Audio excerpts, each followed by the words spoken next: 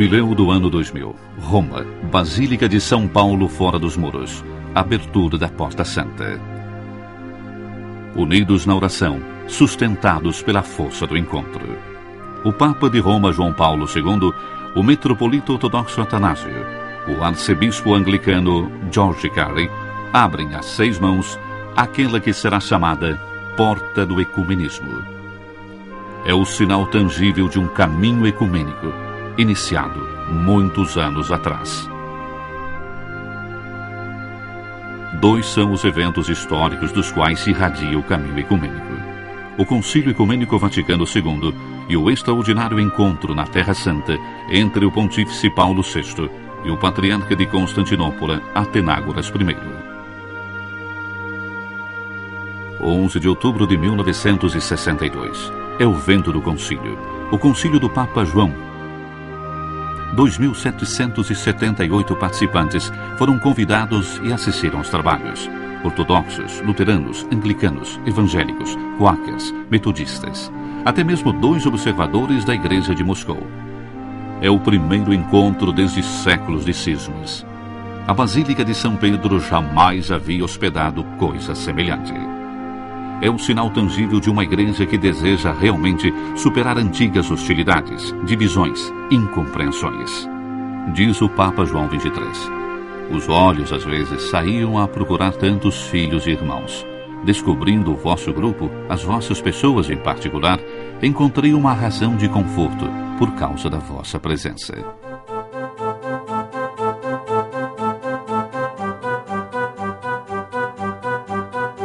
5 e 6 de janeiro de 1964.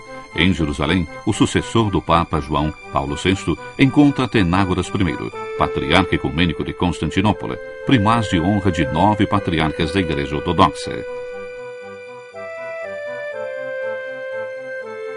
É um relacionamento que ele retoma depois de quase 2000 anos. É também o início de um diálogo com 450 milhões de irmãos separados.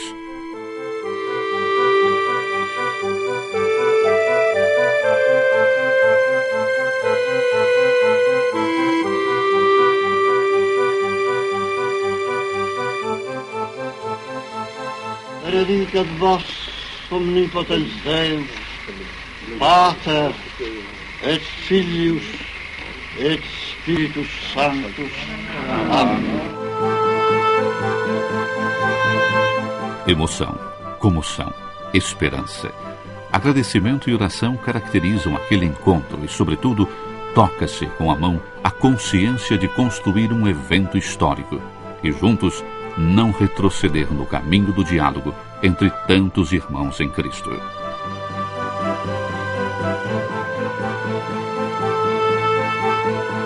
Disse Atenágoras I. Há séculos que o mundo cristão vive na noite da separação. Os seus olhos estão cansados de olhar para o escuro. Lembra Paulo VI. Eu vos digo que tive a grande alegria, nesta manhã, de abraçar, depois de séculos e séculos, o Patriarca Ecumênico de Constantinopla, de trocar com ele palavras de paz, de fraternidade e de desejo de unidade, de concórdia e de honra a Cristo e de serviço à humanidade. Esperemos que esses inícios deem bom fruto, que a semente germine e chegue à maturação. Recebei agora a minha bênção, em nome do Pai, do Filho e do Espírito Santo.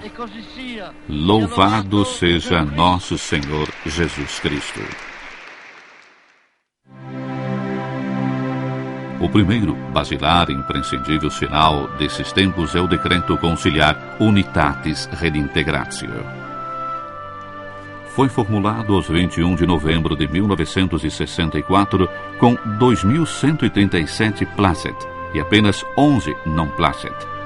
É, de fato, o ato oficial com o qual inicia o compromisso ecumênico da Igreja Católica, a qual abandona sua tradicional posição de expectativa de retorno em seu seio dos não-católicos e declara de se comprometer com o restabelecimento da unidade entre todos os cristãos.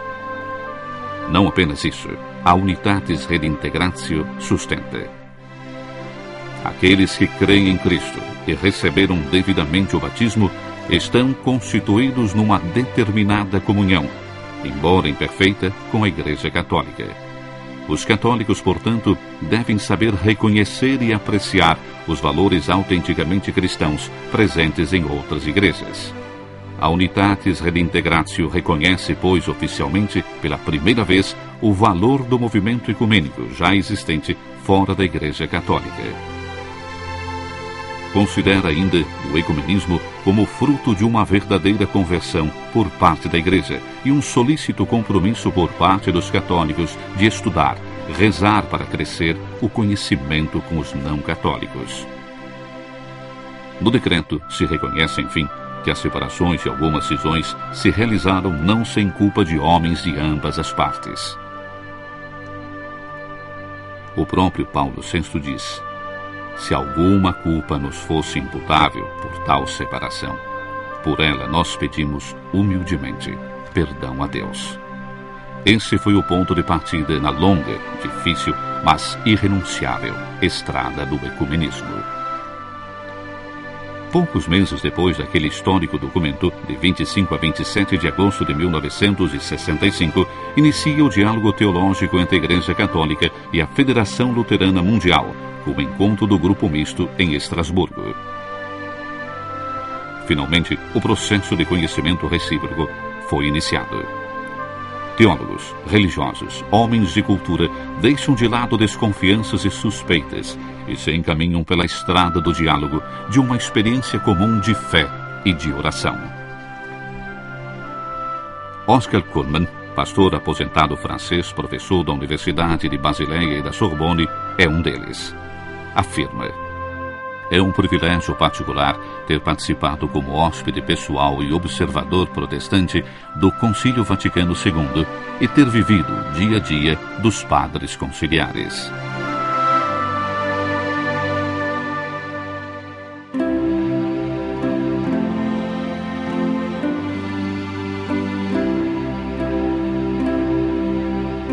Tezé, aquela pequena primavera, como gostava de dizer João 23, se caracterizava desde as suas origens por uma dimensão ecumênica.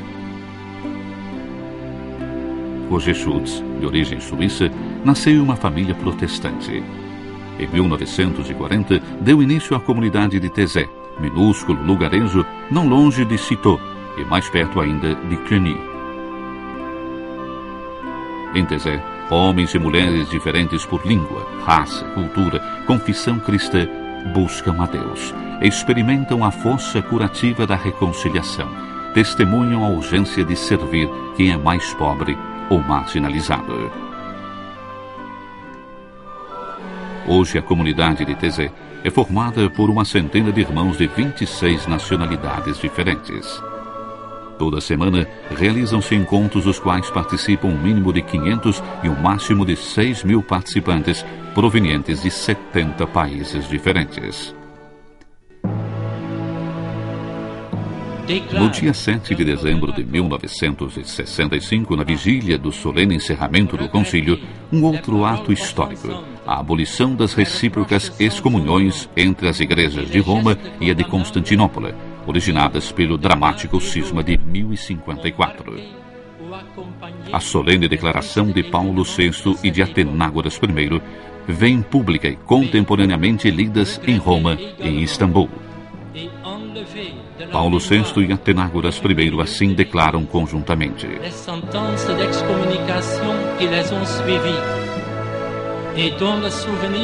queremos cancelar da memória e do seio da Igreja as sentenças de excomunhões de 1054, cuja recordação foi, até os dias de hoje, um obstáculo à aproximação na caridade, e relegá-la ao esquecimento. Do Oriente ao Ocidente, o caminho ecumênico é como uma antiga estrada que atravessa e une a moderna Europa.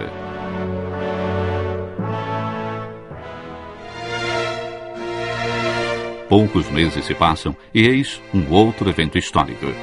Em 23 e 24 de março de 1966, Michael Ramsey, arcebispo de Cantuária, primaz da Igreja da Inglaterra, presidente da Comunhão Anglicana, está em Roma. É a primeira visita oficial destinada a sancionar o início do diálogo teológico e da colaboração entre as duas igrejas. Paulo VI acolhe o insigne hóspede com essas palavras: os seus passos não chegam em uma casa estrangeira. Eles chegam em uma casa que Vossa Excelência, para sempre, por válidos títulos, pode dizer que é também sua. Estamos felizes por abrir-vos as portas, e com as portas abertas, o nosso coração. Na conclusão da oração na Basílica de São Paulo, foi lida uma declaração conjunta. Na saída, um gesto imprevisto, espontâneo, de extraordinário valor simbólico. Paulo VI tira o anel e coloca ele mesmo no dedo do arcebispo Ramsey, em sinal de estima e de amizade, quase como penhor da fraternidade reencontrada. Como foi imprevisto e espontâneo, no dia anterior, o gesto do primaz de ajoelhar-se diante do Papa na audiência particular. O dom do anel de Paulo VI será recordado pelo arcebispo George Carey durante a audiência de 21 de junho de 2002 com João Paulo II. O caminho ecumênico prossegue com outros momentos comuns, como o encontro entre a Comissão do Conselho Mundial das Igrejas, que reúne 342 igrejas e comunidades eclesiais, e o Centro Unité Chrétienne de Lyon.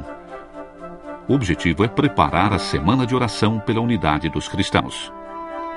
Ou como o primeiro encontro em Aricia entre a Igreja Católica e o Conselho Metodista Mundial. Ainda para sistematizar e dar encaminhamento às experiências adquiridas, aos 14 de maio de 1967, o Secretariado para a Unidade dos Cristãos publica a primeira parte do Diretório Ecumênico. Responsável pelo secretariado é o padre jesuíta Cardeal Agostinho Beia. O Secretariado para a Unidade dos Cristãos tinha sido instituído em 1960 por João XXIII e em 1988 será transformado no Pontifício Conselho para a Promoção da Unidade dos Cristãos. Até hoje, trabalha com a finalidade de desenvolver uma atividade permanente de conhecimento, de diálogo e de permuta. O Diretório Ecumênico reconhece, entre outras coisas, a plena validade do batismo, conferido pelas outras igrejas e comunidades eclesiais. Aconselha a oração em comum e permite aos católicos que não têm possibilidade de fazê-lo nas próprias comunidades, de participar da missa e receber a Eucaristia numa igreja ortodoxa, de se confessar com um sacerdote ortodoxo, de compartilhar lugares de culto com sacerdotes, ministros e comunidades que não estejam em plena comunhão com a Igreja Católica e que se encontram em situações de necessidade.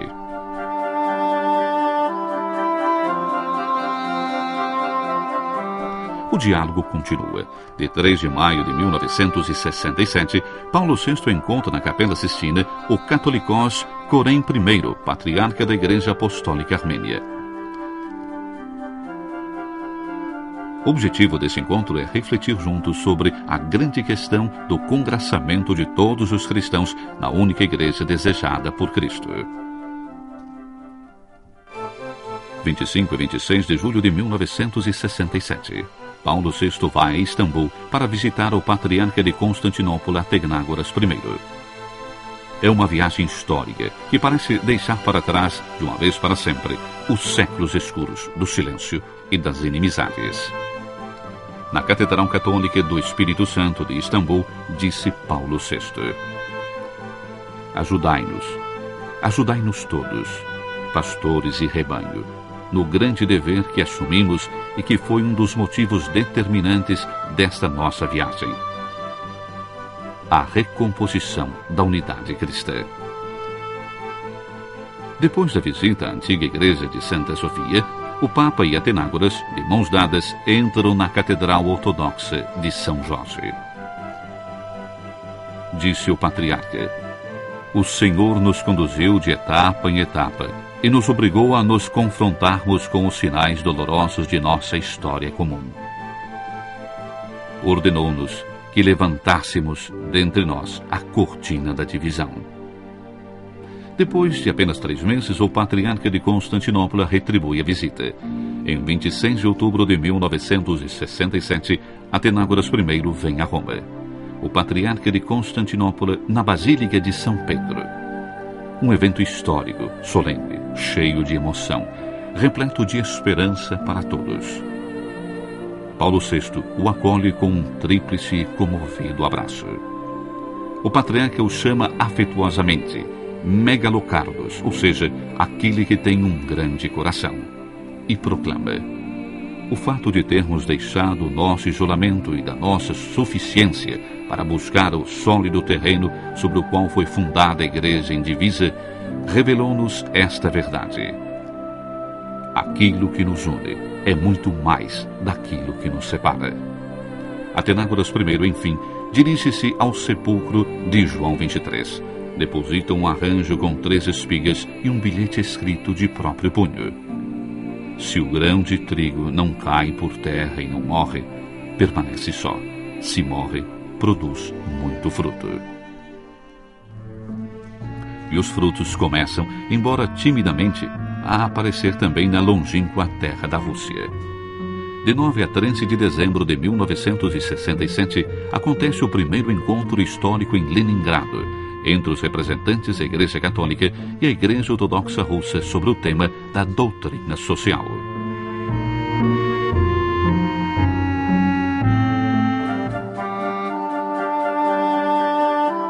E em julho de 1968, ainda outra primeira vez. Pela primeira vez, uma delegação católica participa da Assembleia Geral do Conselho Mundial das Igrejas, realizado em Uppsala.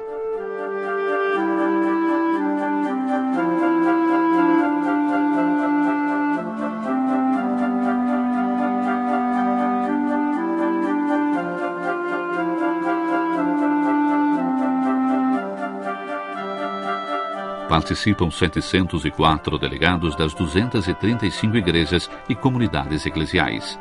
Da delegação enviada pelo Papa Montini, fazem parte, na qualidade de observadores, entre outros, Dom Willy Brandt e Padre Roberto Tucci. A intervenção de Padre Tucci é muito esperada. Pela primeira vez toma a palavra um membro da Igreja Católica. Nesta Assembleia, oficializa-se a participação de 9 teólogos representantes da Igreja Católica. Entre os relatores, é previsto também uma participação de Martin Luther King sobre problemas sociais da Igreja e sobre o racismo. Mas o reverendo batista Martin Luther King foi assassinado em Memphis 3 meses antes do início da Assembleia. O seu sonho foi cancelado no dia 4 de abril de 1968.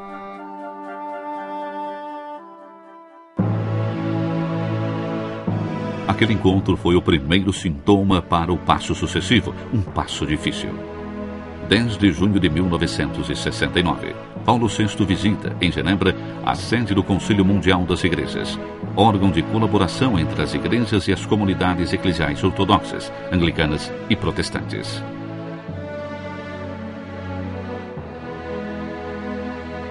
Paulo VI se apresenta usando uma expressão forte. Eis-me, portanto, entre vós. O nosso nome é Pedro. Nous voici donc parmi vous. Notre nom é Pierre. Essa afirmação petrificou a Assembleia. Para alguns parecia quase um improvisado recuo no caminho ecumênico. Na realidade, com realismo e clarividência, Papa Montini expressa publicamente e de modo explícito a consciência que o ministério por ele representado constitui um dos maiores obstáculos no caminho da unidade visível das igrejas.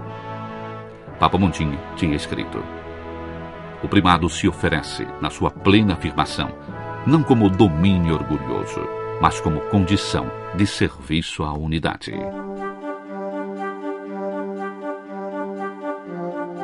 No entanto, os momentos de reflexão e de diálogo continuam a se intensificar. Em janeiro de 1970, acontece o primeiro encontro da Comissão Internacional Anglicano-Católico Romano, preparado em Gazada e realizado em Windsor. Aos 16 de abril de 1970, o Secretariado para a Unidade dos Cristãos publica a segunda parte do Diretório Ecumênico.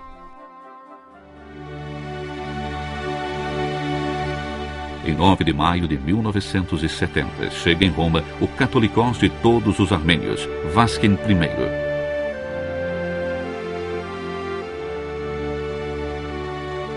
Paulo VI diz: durante esses dias abençoados por Deus, como os discípulos de Maús, nós sentimos o nosso coração arder, e com eles nós reconhecemos a presença do Senhor entre nós. É em seu nome e é para o serviço da sua igreja que nos encontramos.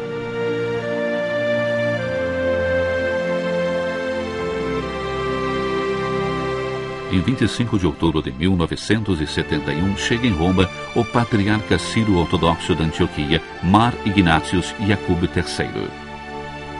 Esse encontro assinala uma nova etapa nas relações entre a Igreja Católica e a Igreja sírio-ortodoxa.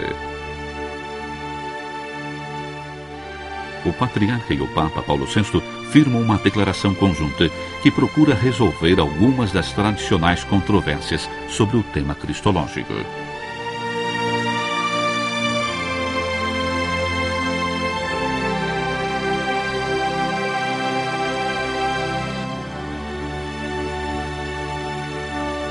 Em 10 de maio de 1973, Paulo VI assina com Shenouda III, Papa de Alexandria e Patriarca da sede de São Marcos, Igreja Copto-Ortodoxa do Egito, uma histórica declaração.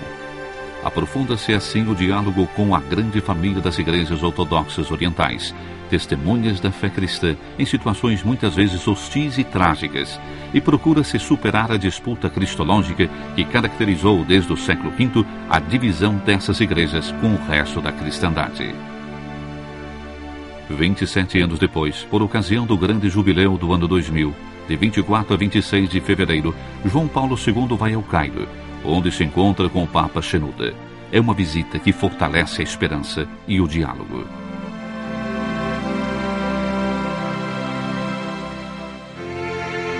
Em 14 de dezembro de 1975, chega a Roma uma delegação oficial do Patriarcado Ecumênico de Constantinopla, dirigida pelo metropolita Melitão. O encontro entre Melitão e Paulo VI passará para a história. No final da celebração eucarística, Paulo VI se aproxima do metropolita e lhe beija os pés. É um gesto inesperado e inusitado. Os que estavam presentes ficam surpresos, admirados. Segue-se um prolongado aplauso.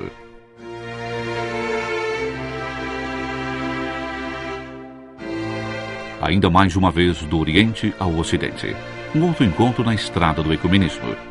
Dias 28 e 29 de abril de 1977.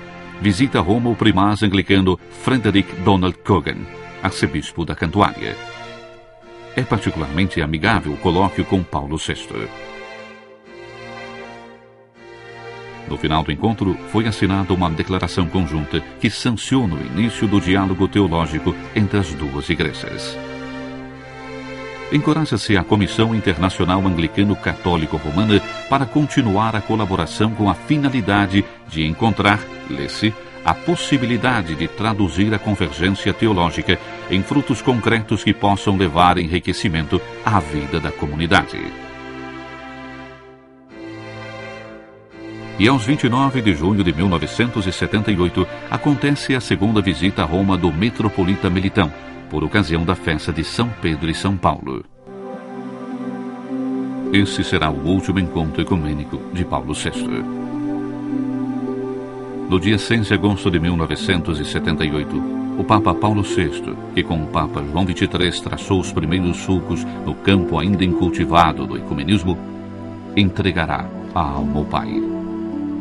E muitos, com o tempo, recordarão com reconhecimento e caridade aquele pontífice que tanto semeou, que tanto deu e fez pela unidade de todos os cristãos.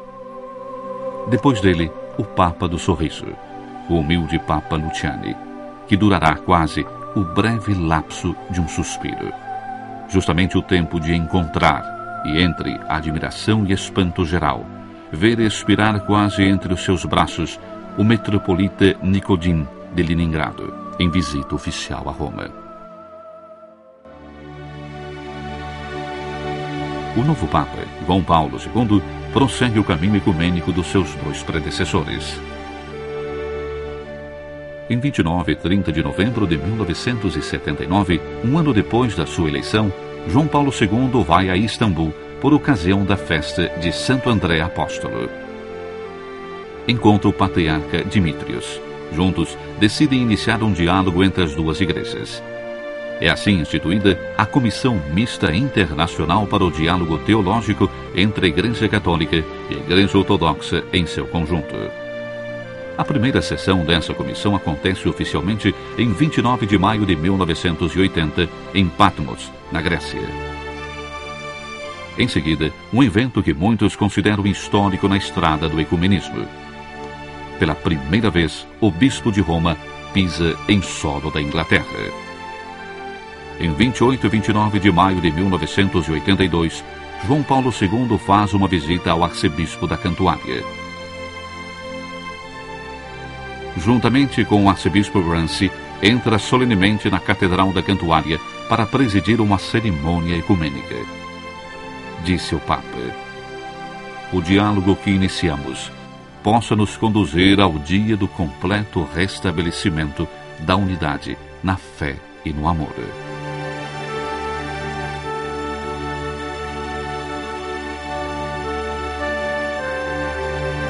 12 de junho de 1984. Visita de João Paulo II a Genebra. Disse: o simples fato da minha presença aqui entre vós, como bispo de Roma, em visita fraterna à sede do Conselho Mundial das Igrejas, é um sinal dessa vontade da Igreja Católica de favorecer a unidade e a busca de uma plena unidade dos cristãos. Em seguida, João Paulo II não deixa de fazer também uma visita ao Centro Ortodoxo do Patriarcado Ecumênico de Chambézy, que desenvolve naqueles anos difíceis para o Patriarcado Ecumênico e para a Igreja Católica, limitadas na sua liberdade e no seu testemunho evangélico, uma importante função de ligação e de contato com a Igreja Católica.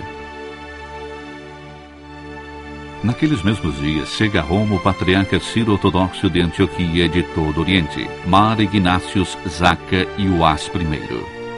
É assinada uma importante declaração conjunta na qual, entre outras coisas, se sublinha a urgência do testemunho cristão comum diante do desafio do materialismo que depaupera o homem contemporâneo.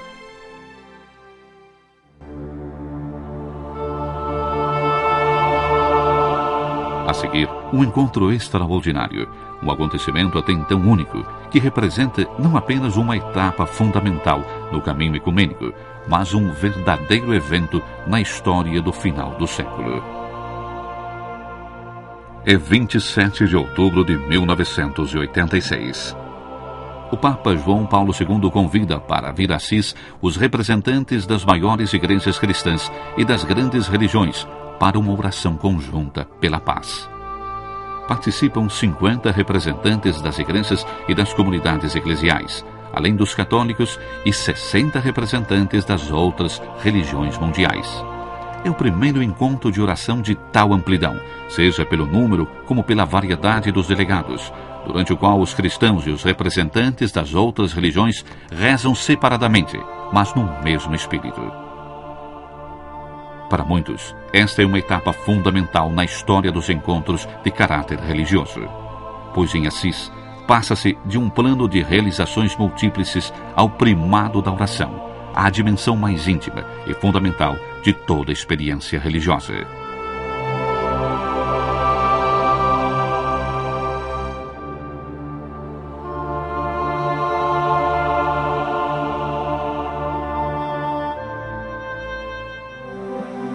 Do Oriente ao Ocidente, do Norte ao Sul do mundo, o caminho ecumênico prossegue na África.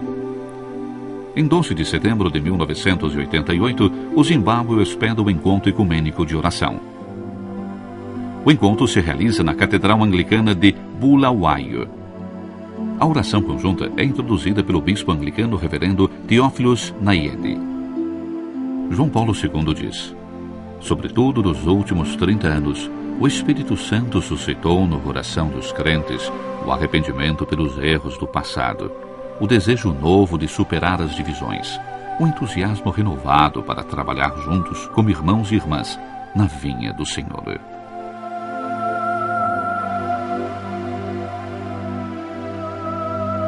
O caminho é retomado em maio de 1989.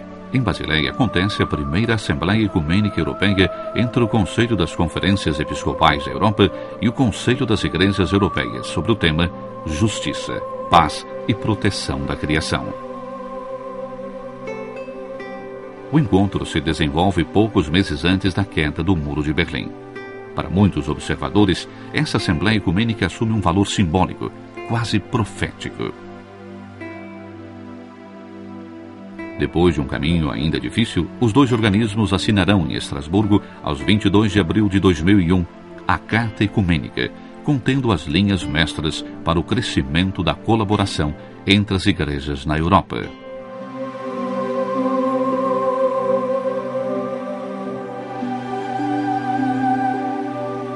O caminho ecumênico agora se dirige ainda uma vez para a África. Aos 10 de fevereiro de 1993, em Khartoum, no Sudão, João Paulo II encontra os representantes coptas e protestantes das religiões tradicionais e do Islã.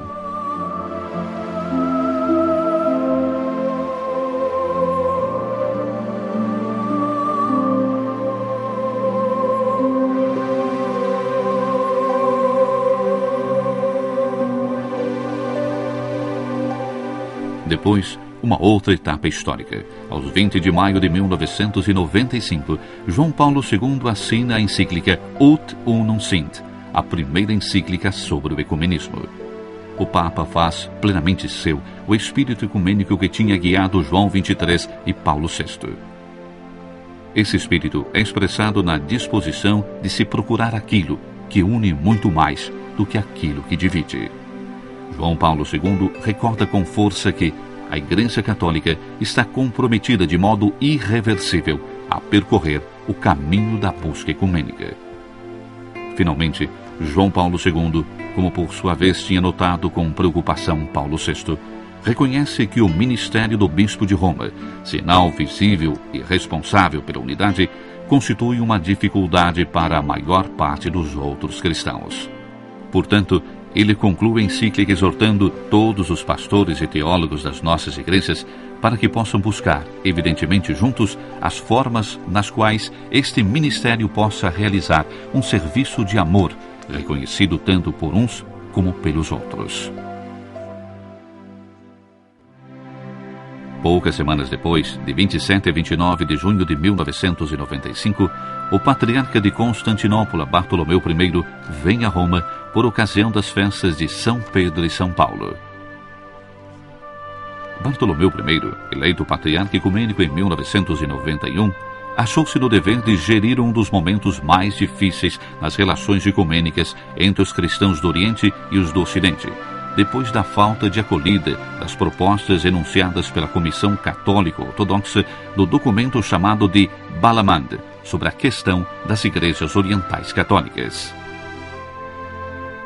O momento central da visita foi a celebração ecumênica na Basílica de São Pedro. O Papa assim se dirige ao patriarca de Constantinopla.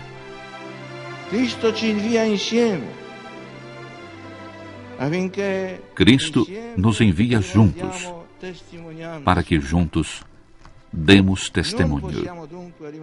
Não podemos, portanto, permanecer separados. Devemos caminhar juntos, pois esta é a vontade de nosso Senhor.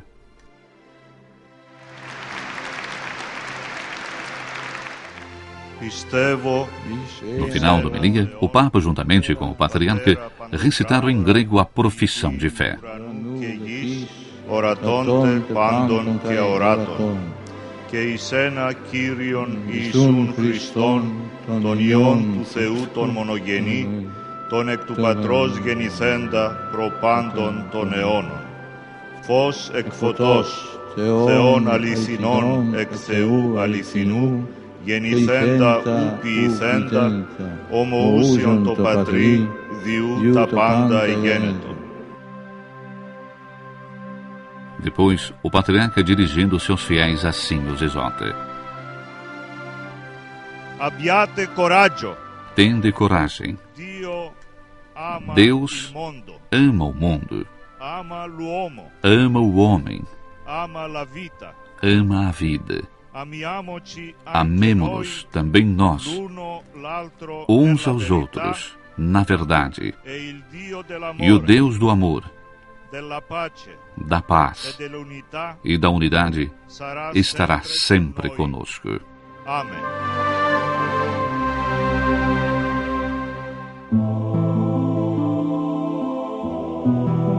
Um ano e meio depois, o Catholicos Carequim I, patriarca supremo de todos os armênios, faz uma visita peregrinação a Roma de 10 a 13 de dezembro de 1996.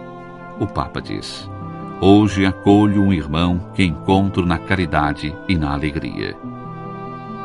No final da visita, foi assinada uma declaração conjunta sobre antigas inimizades. João Paulo II e Carequim I, lê-se, declaram humildemente diante de Deus a sua dor por essas controvérsias e discórdias, na determinação de extirpar da mente e da memória das suas igrejas a amargura, as recriminações recíprocas e até mesmo o ódio que foram manifestados no passado. Poucas semanas depois, em 25 de janeiro de 1997, será o Catholicos da Cilícia dos Armênios, An I, a fazer uma visita ao Santo Padre e a participar com ele da celebração de encerramento da Semana de Oração pela Unidade dos Cristãos na Basílica de São Paulo. O caminho ecumênico retoma sua estrada. Em 29 de maio de 1999, João Paulo II vai a Bucareste, na Romênia. É a primeira viagem a um país de maioria ortodoxa. O caminho foi preparado um ano antes pelo grande encontro ecumênico Homens e Religiões, por iniciativa da comunidade de Santo Egídio. É acolhido pelo patriarca ortodoxo de Bucareste, Teoktist. Depois de quase 1000 anos, cai o muro. Depois de um longo inverno de sofrimento, diz o pontífice, podemos trocar o abraço da paz. O encontro emocionou muito e contagiou centenas de milhares de fiéis presentes, a ponto de invocar um grito unânime e apaixonado: unidade, unidade.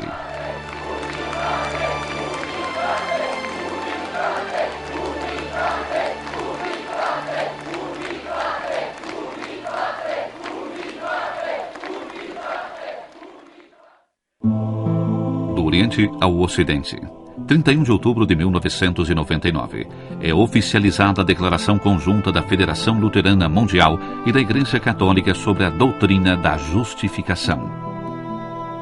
A declaração é assinada ad augusta pelo cardeal Cassidy e pelo bispo Krause, respectivamente presidentes do Pontifício Conselho para a Promoção da Unidade dos Cristãos e da Federação Luterana Mundial.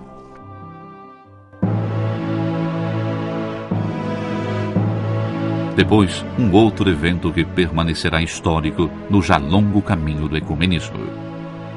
18 de janeiro de 2000. Abertura às 6 mãos da Porta Santa do Jubileu do ano 2000, na Basílica Romana de São Paulo, fora dos muros. Está presente um grande grupo de delegados fraternos representando 22 igrejas e comunidades eclesiais. Dentre eles, o presidente da Federação Luterana Mundial, bispo Krause, os representantes do Conselho Metodista Mundial e do Conselho Ecumênico das Igrejas. Terminada a leitura do texto preparado, o Papa recorda, improvisando, o grito do povo durante a sua visita a Bucareste. Unidade, unidade. Unidade, unidade. Esse grito, que ouvi em Bucareste durante a minha visita, volta a mim como um forte eco. Unidade, unidade, gritava o povo reunido durante a celebração eucarística. Todos os cristãos, católicos e ortodoxos, protestantes e evangélicos, todos gritavam juntos: unidade, unidade. Graças a esta voz, por causa dessa voz novamente consoladora dos nossos irmãos e das nossas irmãs. Talvez também nós possamos sair desta basílica gritando como eles. Unidade, unidade, unidade, unidade. Unity. Unity. Thank you. 2 meses depois, em 12 de março de 2000, uma outra jornada histórica. São Pedro, Liturgia do Perdão. Toda a Igreja Católica, em oração com o sucessor de Pedro, pede perdão de joelhos diante de Deus. Diz João Paulo II. Com grande inspiração, como sucessor de Pedro, peço que neste ano da misericórdia, a Igreja se ajoelhe diante de Deus e implore o perdão pelos seus pecados, passados e presentes, dos seus filhos. E conclui: perdoemos e peçamos perdão. Entre os pecados pelos quais foi pedido perdão estão aqueles que diziam respeito à unidade do corpo de Cristo, minando a unidade dos cristãos.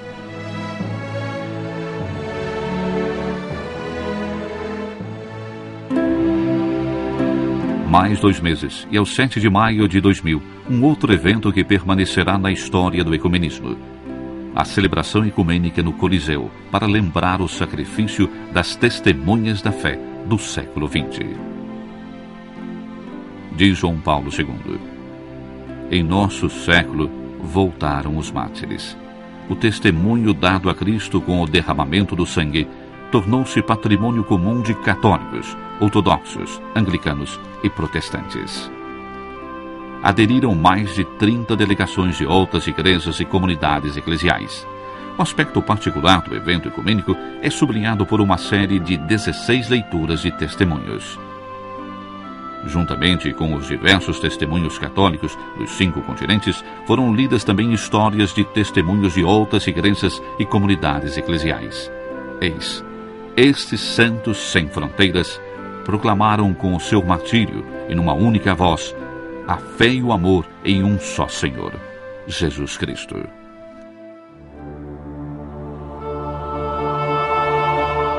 Para João Paulo II, a esperada peregrinação à Terra Santa no mês de março, nas pegadas de Jesus e também do seu predecessor Paulo VI, é momento culminante do grande jubileu. Ela termina com a visita à Basílica, que os ocidentais chamam de Santo Sepulcro e os orientais Anástasis, o lugar da morte e da ressurreição de Jesus, conservado há séculos, não sem tensões, por cristãos das diversas confissões.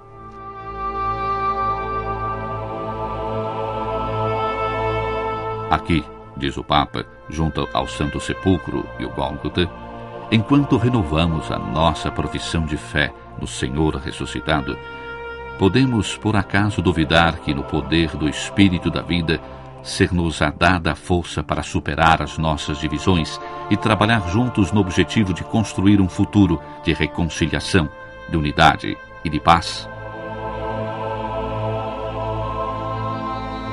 Um ano depois, em maio de 2001, João Paulo II completa a peregrinação aos lugares da história da salvação, seguindo as pegadas de Paulo. Chega assim à Grécia, onde encontra sua beatitude Cristóndolos, arcebispo de Atenas e de toda a Grécia, e se dirige à rocha do Areópago, lugar do famoso discurso do apóstolo dos gentios aos doutos atenienses. Na mensagem conjunta dirigida aos cristãos e aos povos da Europa, o anúncio missionário da salvação de Cristo se une ao compromisso para com o diálogo e pela reconciliação. Depois, na Síria, em Damasco, aos 5 de maio, o Papa, acompanhado por patriarcas e bispos católicos da região, encontra-se com os patriarcas grego-ortodoxo e sírio-ortodoxo da Antioquia e de todo o Oriente, e os representantes de outras igrejas e comunidades eclesiais, num clima fraterno que respeita os ótimos relacionamentos ecumênicos no país. 24 de janeiro de 2002, Assis, Jornada de Oração pela Paz. João Paulo II convida pela segunda vez em Assis os representantes de todas as religiões do mundo para responder a quantos pretendem semear o terror e desencadear guerras em nome de Deus. parte de trem, juntamente com os representantes das outras igrejas e comunhões cristãs.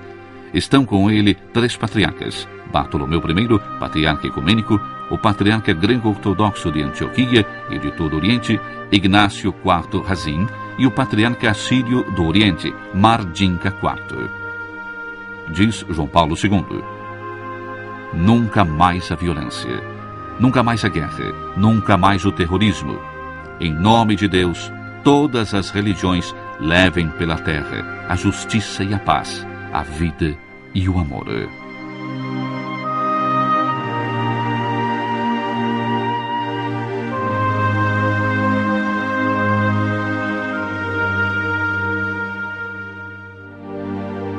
O caminho ecumênico prossegue.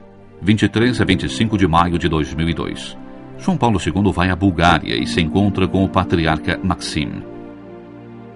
No discurso dirigido ao patriarca e aos membros do Santo Sínodo reunidos no Palácio Patriarcal de Sófia, o Papa recorda: a missão do bispo de Roma se realiza particularmente em recordar a exigência da plena comunhão dos discípulos de Cristo.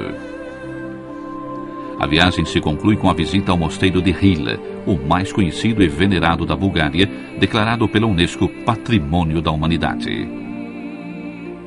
João Paulo II é recebido pelo ancião igúmeno Ioan. Ioan tinha conhecido Karol Wojtyła durante o concílio, ao qual tinha participado como observador. O igúmeno Ioan, o amigo dos tempos do concílio, aguardou João Paulo II com grande emoção no ingresso da Igreja da Natividade.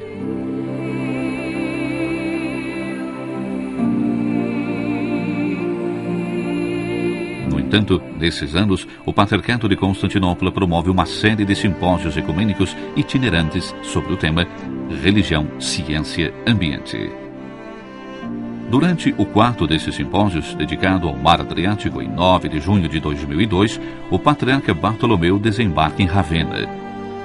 Aqui tem a alegria de poder celebrar uma solene liturgia a Santo Apolinário em classe, recordando que a Basílica tinha sido construída nos tempos em que a Igreja era unida. No dia seguinte, o patriarca está em Veneza, onde na sala dos escrutínios do Palácio Ducal assina uma declaração sobre a responsabilidade dos cristãos pela proteção da criação. João Paulo II une-se em transmissão ao vivo para assinar, estando em Roma naquele mesmo momento.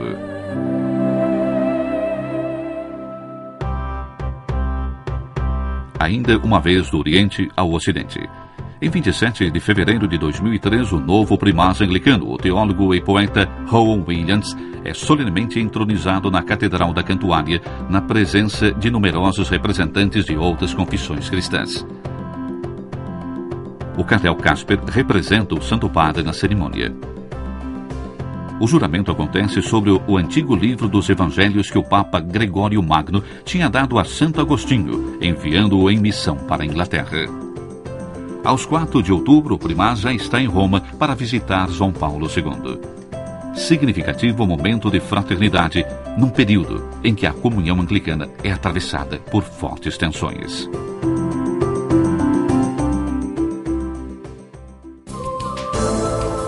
Maio de 2004. O ecumenismo não vem somente de cima, mas também da base. Num período em que as discussões sobre a intercomunhão são particularmente intensas entre os católicos de língua alemã, e é exatamente na Alemanha, em Stuttgart, que se encontram os representantes de 150 movimentos pertencentes às diversas confissões cristãs.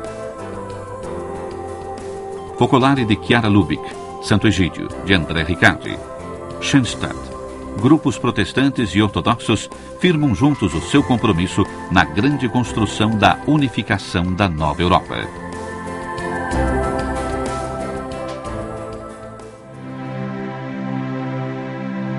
Novamente, do Ocidente ao Oriente.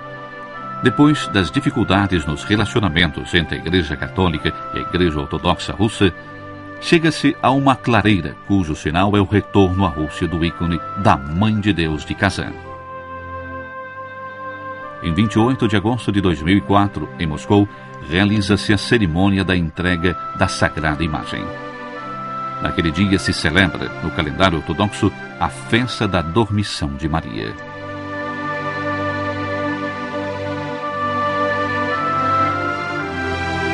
Na Catedral da Dormição, o cardeal Casper entrega ao patriarca de Moscou, Alessio II, o ícone da Mãe de Deus de Kazan.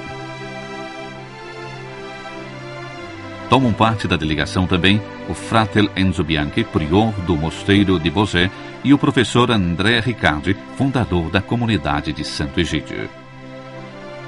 O cardeal Casper entrega ao patriarca Alessio também uma carta do Santo Padre, na qual se lê: por um desígnio insondável da divina providência, nos longos anos da sua peregrinação, a Mãe de Deus, em seu ícone sagrado conhecido como Kazanskaya, reuniu em torno de si fiéis ortodoxos, assim como seus irmãos católicos de outras partes do mundo.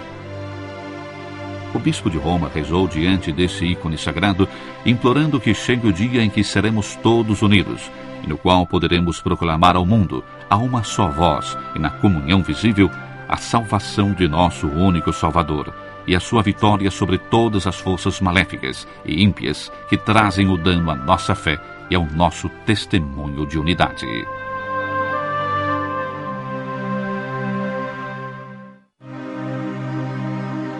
E chegamos à última, por enquanto, etapa desse nosso caminho ecumênico.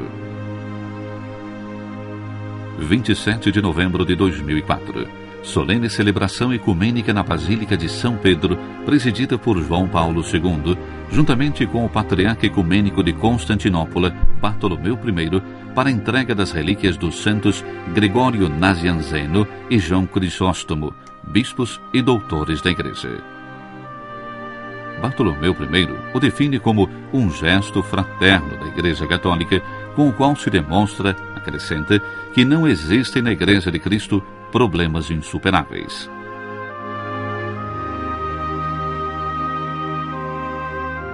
Relíquias de santos, seja para Roma que para Constantinopla, enquanto expressão da Igreja indivisa, mas de particular significado para os orientais. Gregório Nazianzeno e João Crisóstomo foram ambos arcebispos de Constantinopla e, portanto, predecessores de Bartolomeu, que chama histórico o gesto de João Paulo II. E João Paulo II afirma que não se cansará jamais de procurar a unidade dos cristãos, firmemente e resolutamente. Um gesto que o próprio Bartolomeu I tinha solicitado no final de junho de 2004, durante a sua visita a Roma para a solenidade dos santos Pedro e Paulo.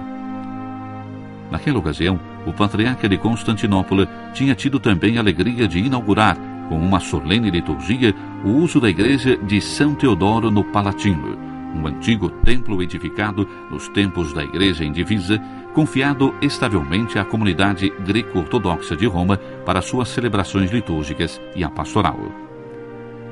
Em 1º de julho de 2004, a solene inauguração realizou um desejo expresso pela primeira vez pelo patriarca Atenágoras I a Paulo VI, num de seus históricos encontros.